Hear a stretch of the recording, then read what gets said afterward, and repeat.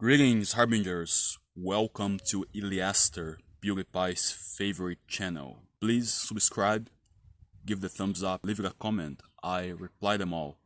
Thank you so much. Let's go to the video. I'm not sure if this is going to be a series in this channel, but tell me what you think. But if this is to become a series, it's gonna be called Swing of Memories, in which I'll be talking about some histories of my life, from my past, that sort of stuff. This video's title is 2013 was the best year of my life, and I cherish lots of wonderful memories from that year, and I would like to bring it here to you. Before we dive deep off to some definitions, of course, I love my definitions. So, what is swing of memories?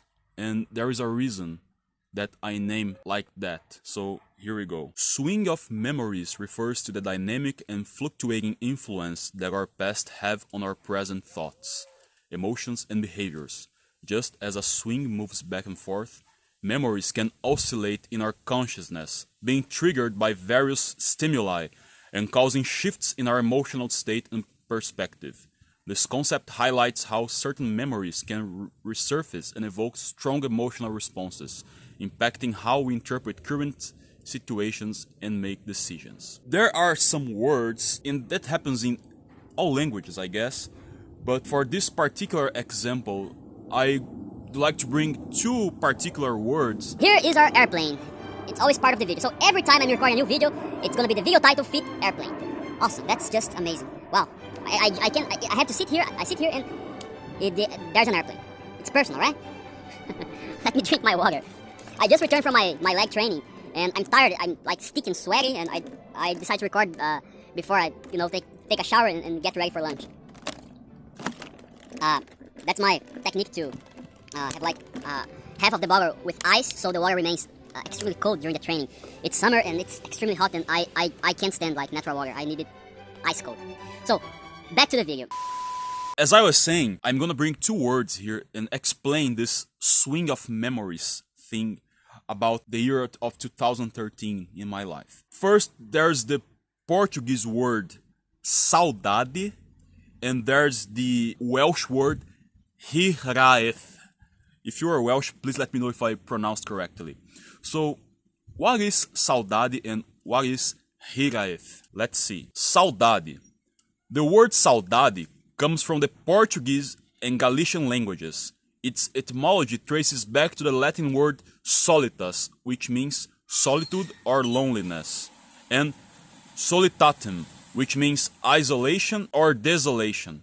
The term evolved over time to capture a more nuanced emotional state than mere loneliness. And now to the Welsh word hiraeth. The word hiraeth is Welsh. Its etymology is less clear, but likely derives from the combination of hir, long, and a root related to aeth, pain or grief. The term encapsulates a sense of deep longing or homesickness. There are also other words in other languages that evokes kind of the same idea. We have, for example, toshka in Russian, natsukashi in Japanese, and the German word Sehnsucht, which is also a great Rammstein song. I'm a very Rammstein fan, by the way. Well, let's talk about 2013. What was my life back then in 2013? Well, I used to live in my hometown, which is Curitiba, state of Paraná, in the south of Brazil. I believe the best capital of Brazil, in my opinion. If you wish to come to Brazil for like tourism or whatever, do not go to Rio.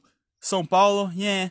But if you'd like to see a developed part of Brazil and more European-like culture, welcome south. Curitiba is an amazing city that is extremely underrated. So I highly recommend going south of Brazil. Curitiba, the state of Santa Catarina, and Rio Grande do Sul. So I lived in my home city. I was in the last year of college, and I worked in a law firm. So it was an extremely delicious time. It was light, you know. I loved my work. The last year of college was the best year for me. And life was simple then. I remember waking up. Curitiba is cold like Europe. I used like suit and overcoat because I worked in a law firm. So I had to dress appropriately. The public transportation in Curitiba is extremely effective. It's even compared to those of Japan. The city is extremely beautiful. It's a pleasant place to be. The food is amazing. So I woke up, get dressed,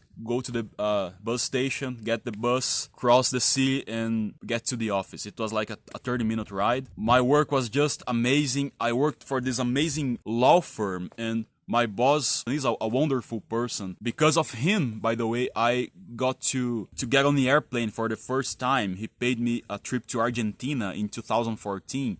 But that's another story. I just loved working there. I was responsible for the whole office well-being, supporting the lawyers, translating contracts. That was the time that I perfected my English by translating those law firms' complex contracts, and it was like a great time for learning. I got to know amazing people. I had so much fun. And on Fridays I used to go to this Japanese restaurant, and it was like amazing, like Japanese food, sushi, yakisoba, seafood, shrimp, like all you can eat for like $10. It was extremely cheap, and the food was delicious. So I had this tiny ritual on Fridays that go to this particular restaurant. Life was good, life was simple. In the night, college was rather close, so I walked from work to college. There was like me and another guy in the class and 30 girls. Can you imagine that? Not even Steel Panther could picture like 30 girls for that. I'm not sure if I'll keep this part of the video. It's just a joke, guys. Who's caught the reference? Yeah, there was only women except for me and another guy. It was amazing, amazing times. Usually on the weekends, I used to order pizza, and oh my god, pizza is so delicious in Curitiba. I admit that the best pizza in Brazil is São Paulo. Hats off, but Curitiba has also amazing places to eat pizza. It was fun because on weekend there was the weekly Naruto episode from an extinct website, Naruto Project. So I won't give more details how did I obtain the episode to watch. There was these two places I love to order from, A La Pizza and Territórios, the Santa Cândida downtown in Curitiba. It was just delicious. They have these like big chicken fries, bacon portions that was like really well served, and the price was great. And that was my weekend, like watching anime, having pizza, having some wine, and like playing video games like Grand Theft Auto, Need for Speed, the Call of Duty, you name it. I've played lots of these games back then. The Elder Scrolls, Skyrim, wow, it's like a spiritual experience, right? I have so many great memories from this year. Let's talk about music. Well, I am a metalhead. I love metal, especially prog metal, power metal, heavy metal, thrash, a little bit of death metal as well. But on that particular year, my favorite band, Dream Theater, had just released their self-titled album, the second album with the Mike Mangini formation. I love that album. I have the originals. I forgot to bring them here. Other albums as well. I love that album, and I think my favorite song is Octavarium.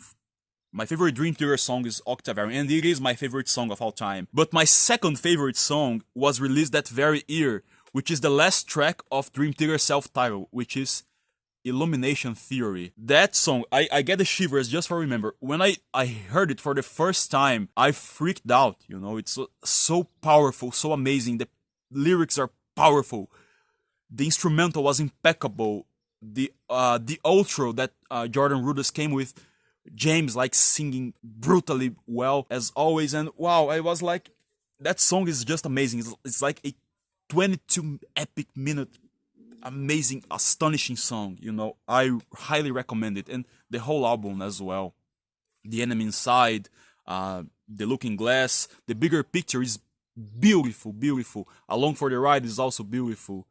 There are lots of tracks, great tracks there. I love that album, but in particular the Illumination Theory song. At the same time, in the same year, I remember one particular day, I was about to delete my old Orkut account that I've been using for like some years, and I hadn't been used for like a while. Orkut was very popular back then. I wasn't using it anymore, so I remember in 2013 I logged in for the last time to delete my account. And I was in several like metal communities and all, and I just start open like what's going on, and I remember I seen this post someone posted like, hey, you gotta check this out if you like prog metal, if you like Dream Theater or whatever. Irion, the theory of everything. It's like metal opera or something, and I was like, wow, what is that? Irion, I didn't know that. So I searched it and I got to the album. Holy smokes. That album, in talking about albums now, is my favorite up to this day. That is like perfection, you know. Irion, for those that don't know, is a project from the Dutch musician, the genius Arjen Anthony Lucassen. This guy is a monster composer, musician, genius. He's always makes these big metal opera albums, and he invites like the dream team of metal. We're talking about Tommy Karavik from Camelot, Simone Simons from Epica, Christina Scabia from Lacuna Coil. Christina Scabia, it's, you know... I have a friend, a friend of mine. He always says that Christina Scabia is like his biggest crush ever. She's like extremely talented and an extremely gorgeous woman as well. So he invites these amazing people, Arjen, and makes this album. So if you like prog metal and you don't know, I highly recommend you to listen to Arjen. I love The Theory of Everything, Transitus, the 01 album, The Electric Castle, The Human Equation featuring James Labrie from Dream Theater, The Source as well featuring James. It's just amazing, it's like a divine experience to, you have to listen very attentively and doing nothing else so you can really dive into Arjen's music so you can also achieve liquid eternity. That same year, I met Lacuna Coil because Christina Scabia participated in the Theory of Everything album, and I didn't know Lacuna Coil back then. I was like, wow, who is this woman? I love her voice. And when I searched it, I discovered her band.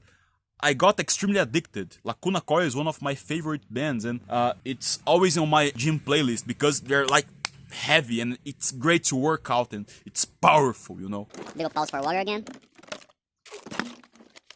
So, what else can I tell about that year, about 2013? So yeah, I spoke about college. There was a lot of women in my class, and I had this I had this one particular friend back then, and she looks like Yen of Wengenberg from The Witcher.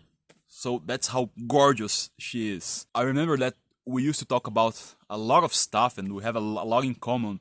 And she had this acid humor that I loved about, kind of The Office-like, and we had those challenging conversations. And I remember that we made a deal back then that when both of us reached our 40s and we haven't met anyone to get married, we would marry each other. I'm not sure if you remember this. I'll call her Yen because that's not her name, of course, but she's very similar to that Witcher spellcaster. I haven't heard of you in a while, so...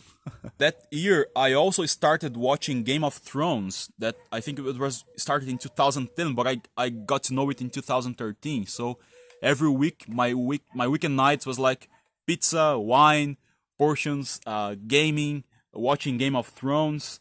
And I also played a lot of Yu-Gi-Oh! Back then. I love Yu-Gi-Oh! Card game, and I play it, believe it or not, since 2002. I've won some tournaments back in my time. But you grow up, life takes you away from your friends, and I have my cards, like some rare cards that up to this day, but I have no one to play with anymore. I have no one to duel anymore, so it's kind of sad. It's something that I would like to go back. It's, you can play like online, but it's not the same. Playing like in person is so much better. It's amazing. Those are some of the things I remember from that year because I loved my work, I loved the city, I loved to live in Curitiba. I love the music I was listening back then. I figured out so many great metal bands back then. Life was simpler, it was good, and there's a lot of saudade and reiraeth involved when I remember. So, what do you think? Is there a particular year that you cherish, that you like? Leave in the comments, let me know. I'd like to hear your story as well. Do you like this series, Swing of Memories? Should I do more of it? Please let me know. Thank you so much. See you in the next video. El Psy Congo.